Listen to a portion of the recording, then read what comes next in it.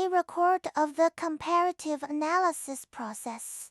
For my study on how character placement within the frame influences emotional impact, the latter part will incorporate layout elements and cross-gun page design to further help you decide between the different proposals. Hope this helps. Currently, we are focusing on two primary factors to assist in our analysis. Basically, where the character is placed, how big they are, and which way they are facing all change how strong the emotion feels in the picture. Why are we talking about negative space here instead of the character as size? Because over time, we become less sensitive to the positive space. It has the same feeling as noticing your dorm or apartment seem to shrink over time. It is not that your home is shrinking. It is just that you have more and more stuff. The area of a home is fixed, just as the size of a canvas or frame remains constant. It has the same principle. What we need to analyze is the composition within the frame at this very moment. Okay, let us start with some simple multiple gun choice questions. This is a rough sketch of my original character, Essie, crying her eyes out. You guys know exactly what a character like this has at least 5 ways to position a character in the frame: top, bottom, left, right, and center. Right. If they all express the same theme of loneliness and helplessness, what is the difference in the degree of intensity? To keep things consistent, all the characters are the same size and placed off screen. This way, we can really see how the positioning alone affects the feeling of loneliness. The first type, placing the character high in the frame with expanded negative space below, creates a relatively strong sense of unease. Absolutely. This composition also feels unsettling because it goes against our everyday visual experience. Basically, we were hardwired for sky up, ground down, so when that visual gravity is flipped, it just feels wrong. That is also why most fonts make the top of the bar end as smaller and the bottom higher. It just feels more stable that way. The cropping at the top of the frame feels like the weight of a collapsing sky, crushing down directly onto the character. The character can't look up. There is no way out. This composition becomes even more powerful when combined with compressed negative space by enlarging the character. Crammed into the frame and utterly trapped, the edges become inescapable walls.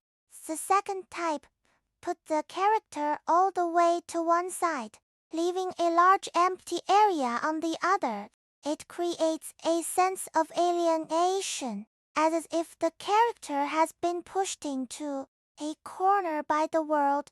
By changing where the character is looking and manipulating the empty space, this setup adds more dynamism and tells a deeper story. That is, when the character is oriented towards the compressed space, it creates a much stronger sense of exclusion than the alternative.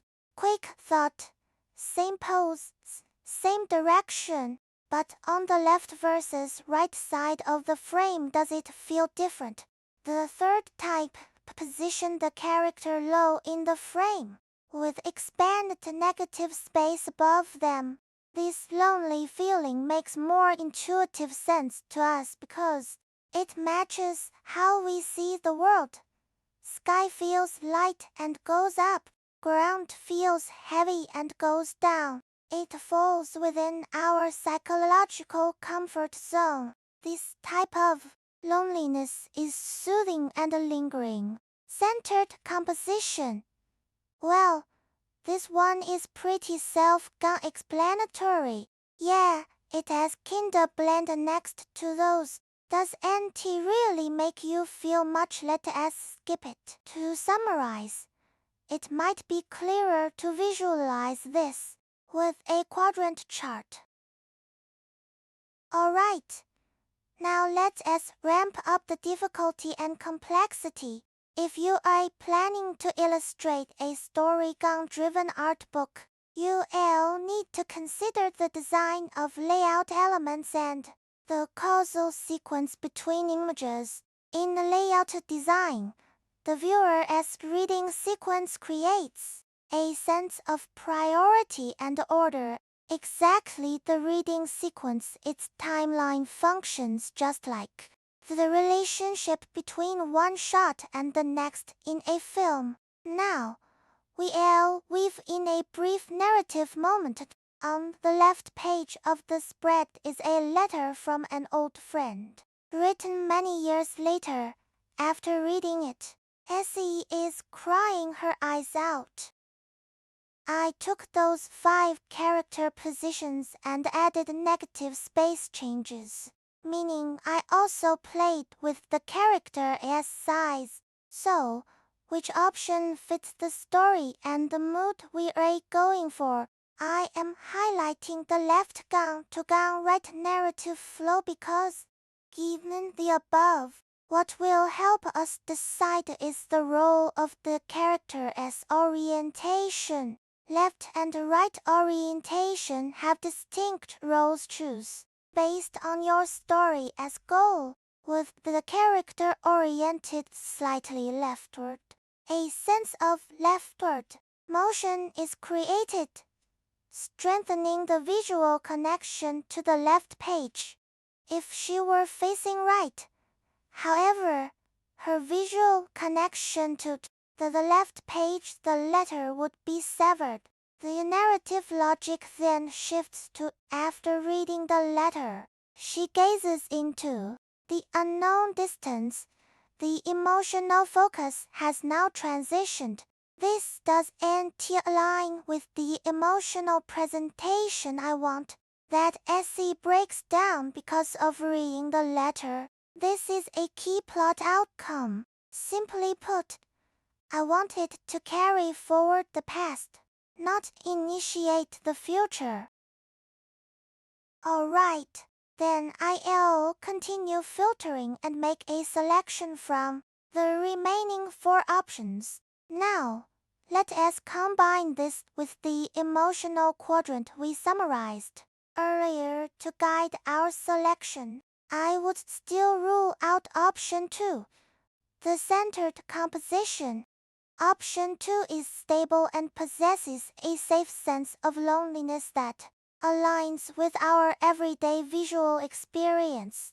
But compared to the other 3, it feels more like an objective record, restrained and rational. It dilutes the intense emotional impact brought by the letter. The contrast in density and size between the left and right pages is not strong enough. These last 3 all tell the same story and hit the right mood, they just vary in emotional volume. Pick the one that matches the intensity you want. If I must choose the composition that most amplifies the emotion, I would consider option 3 and option 4. As mentioned earlier, within leftward orientations, the more the left side negative space is compressed, the more tension and depression it creates. So, options 3 and 4 are somewhat more intense than option 1. If you don't want the intense impact created by the stark contrast between the left and right pages in option 4, the negative space on the right side of option 3 can also effectively imply a distance from the future. This symbolizes the distance between her and the future, or reality itself. What lies ahead is a immense and hollow void, a bewilderment she can only confront by herself. Alright, this is 02. If you found this helpful, I'd be thrilled if you could bookmark or share it with others who might need it. Until next time, take care.